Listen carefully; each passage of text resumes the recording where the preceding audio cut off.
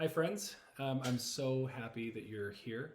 We are going to talk about comparison and how comparison applies to business and how it makes such a huge difference in terms of motivating your business, empowering your business, or if misused, conversely, it can be a weight on your business of disempowered, um, dead weight that can pull you down. So this is a quick discussion on how the emotional maturity of comparison can directly dictate business success. And so let's jump right into it. So uh, why is comparison? Why does that matter so much in business? Well, it matters because we compare anyways. It's part of the human experience. We are going to compare. That's what the subconscious does. We compare today with yesterday, with tomorrow. We compare one business's success with our own business success. We compare our own lives with it's everything. Everything is comparison. That's how we understand things as humans. So it's just kind of what we do, right?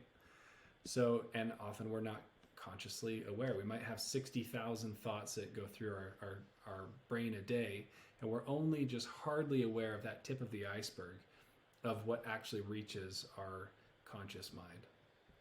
So when we compare, what do we compare? We often compare like where we are now versus where we want to be. We, in terms of our business, as business builders, as entrepreneurs, we want to bring something of a possibility into actualization. And that's why we get into business in the first place. Now, we can sometimes use business comparisons in ways that may lend towards beneficial outcomes with wisdom. Sometimes we can use comparison in ways that can harm us. So that it could be disempowering or empowering, depending on how we are approaching it. It could be rocket fuel, or it could be a heavy ship's anchor. So depending on our maturity level, I like to think of it like an ice cream cone. You've got two kids. One kid sees that the other kid has the ice cream, and an immature child might look at that ice cream and be like, "Oh man, I hate this. I wish I had an ice cream cone. Oh, oh, woe is me. My sorry plight in life. I don't have ice cream. This sucks. This position where I'm at sucks." And they can become embittered, right? Or the more mature approach with using comparison in business might be the kid who sees ice cream and say, "Hey, there's a possibility in this world of ice cream. There's something I didn't even think of 10 minutes ago that's a possibility for me. That's exciting. That's motivating. What do I need to do to get there?" Right? So this is all brought up because of our son Noah. He had kind of a meltdown yesterday. Yeah. So we live in Missouri, and we get a little bit of snow. But he saw a picture on my phone that was coming through from my amazing family that I love so much. They're showing pictures of our cabin that has about 6 feet of snow around it. It's just completely blanketed in beautiful, beautiful, huge, high snow. And of course, to my son, that looks absolutely just, I want to be there so bad, and I'm not there. And that's very normal, because we'll see something that it's like, I want to be there and I'm not there. But there is an option for us to see the snow in the cabin, and because he went, his ego's projecting into the future. I'll never get to be in Utah with the snow. I'll never get that experience. I'll probably go my whole childhood without ever experiencing that kind of snow. And I'll miss out on my cousins. Yeah, so there's that direction we could go, or we could choose to be like, holy crap, there's that much snow in Utah. How could I make sure to have that experience in my life? Because it's possible to have an experience where I go somewhere where there's that much snow. So one thing I'd like to talk about is just how comparing ourselves to someone we perceive as successful in business or any kind of, there's two different ways we can compare. The first way we can compare, and I'm kind of telling this in terms of identity, when we choose to identify with the thing we're comparing ourselves with, because the brain is going to naturally compare. It's what it does. It's programmed to do that. It's how it works. Mm-hmm. If it was a computer, it can either we can either be attached, like oh, those are my cousins. Oh, that's my cabin. I love. I've been there before with all that snow, and you can either be attached and part of it, united with that idea, and kind of relish in the fun of it, or you could be separate to it.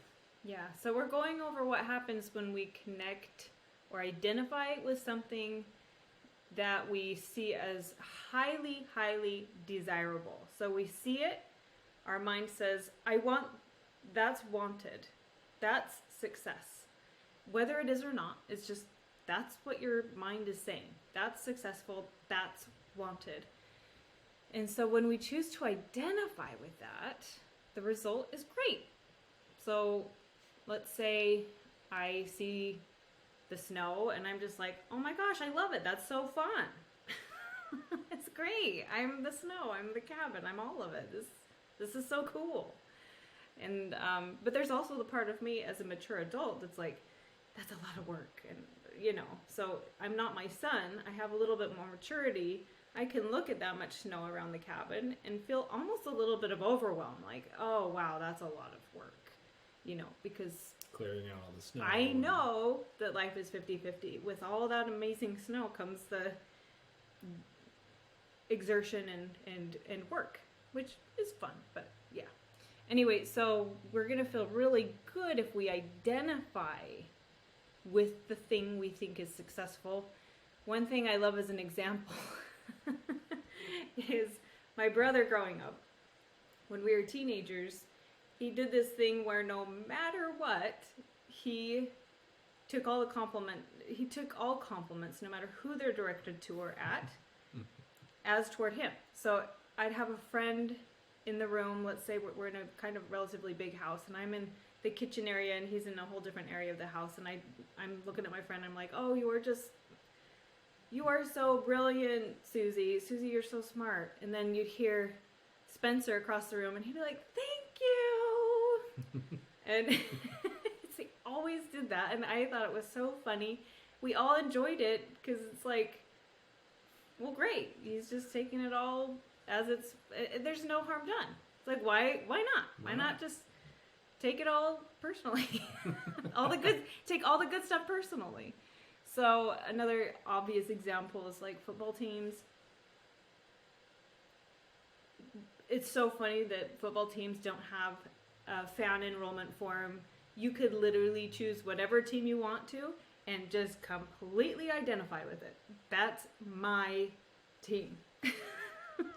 Yeah. And that's what's so fun about football is it's like, hey, we're going to make these teams and it is free. You can actually just totally identify.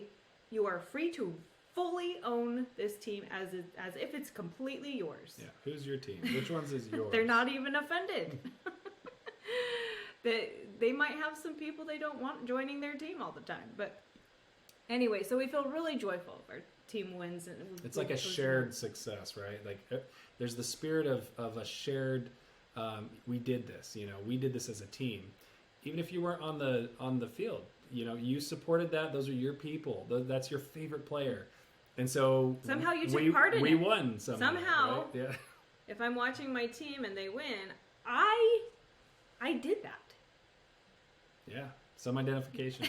So another good example of, well, this is kind of the negative side, so it should probably go on the other side, but right here's the good part. So if you identify with the ocean, which most of us amazingly just naturally do because it's the ocean. And so there's this deep, deep part in our mind, in our being, that knows that the ocean is me. And so when you're next to the ocean, you're feeling this incredible beauty and majesty and vastness, there's a part of us that's saying, there I am. and then you get filled with a soothing, loving joy. It's just like a warm blanket of like, oh wow, I'm so amazing. It's because I identify. I'm saying that ocean is me. Wow, I had no idea it was that cool. I am awesome. And that's why it's therapeutic to go to the ocean, is because we're made up of the same energy. The ocean and I are actually one and the same, at least somehow we feel home we with believe nature, that. right? Like, we've got trees, like people Yeah, identify. the forest. We identify with nature. It's easy to identify with nature. It's very easy for our mind to identify with nature. So I just have to put this here because it gives a good relativity to. So if you saw, the misuse. Comparison. Right. So if you saw the ocean, the way you would see a person. Imagine you saw a person that was gorgeous and vast and powerful. Or a successful yeah, business. And the ego whatever. naturally wants to say, that's not me. That's not me. The ego will always say, that's not me. And it'll do it in a fraction of a second. So it's impossible to detect. All you can tell is the feelings that you feel. So if you see someone. Or I don't have the ice cream, right? Like a business that's incredibly powerful and successful. And then you'd think, oh, but imagine this is the ocean. Imagine it's the ocean. So it's like if I were to look at the ocean and be like, oh, I'm nowhere as vast and beautiful. And then if you allow, the ego's going to say, oh, I hate that ocean. I hate it. I hope it eventually gets... It's so much better than me. I hate that. Yeah, it's so much better. If it would just go away, then I'd look good. If the ocean would just leave... Maybe it boils all then up. they would see me. Yeah. And I kind of hope the ocean gets I hope it gets some hardship like I have. The hardship it deserves, because I've had a hard life. And the ocean, man, it has it easier than me. And if I had it easy like the ocean has it, then I'd be just the same. I'd be beautiful, all that. So notice that feels awful when and the ego will do that sometimes. The ego's going to want to be like... Trying to take. Yeah. It'll think that without them, I would look good. Without them looking good, then I'd look good, which is not true. It's a vicious cycle, really. And the vicious cycle is when, we're like, okay, I don't like them, and then somehow we identify with not liking the success of that business, and therefore, because of that embitterment or whatever, our own business success doesn't come to... We're not... the fuel, it's like weighed down, like we're resentful, and we just don't have that resourceful energy, and that fuel is like... The part of us that creates, the part of us that is creative and is the creator, needs to be fueled with goodness and virtue and positivity.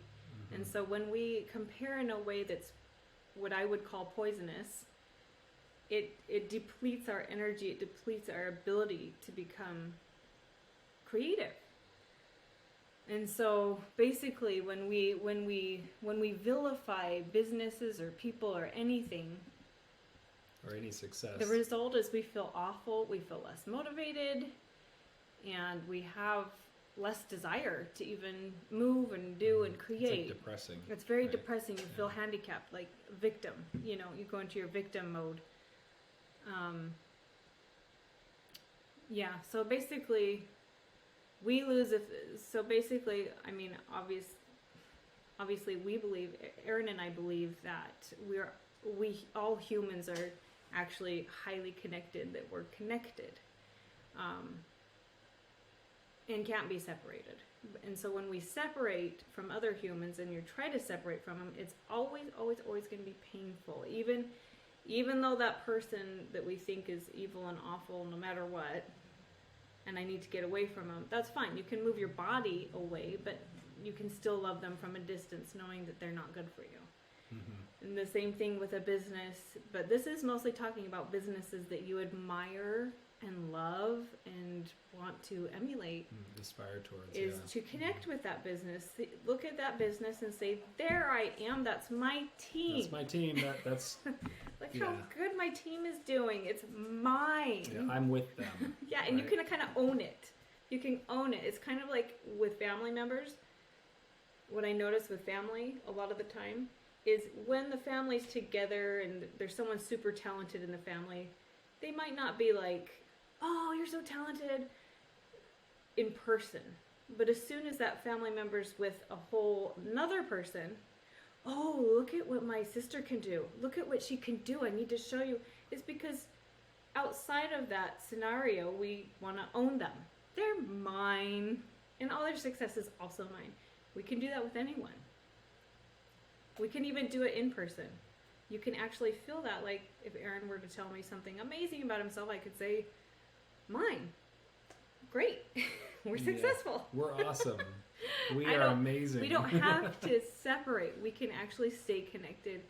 I can feel the joy and the accomplishment with him. I can join in it. Celebrate each other's successes. It's a choice. And then with that choice of celebrating what is successful, we then emulate whatever we admire.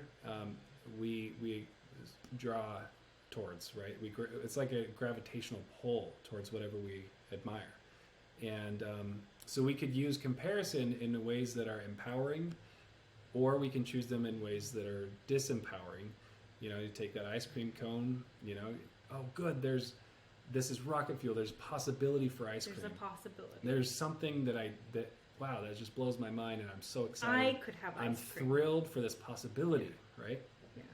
Or it could be a heavy anchor that weighs you down, that really really removes your fuel from the tank in terms of your business, and then your business success will directly correlate with that immature approach and that lack of success.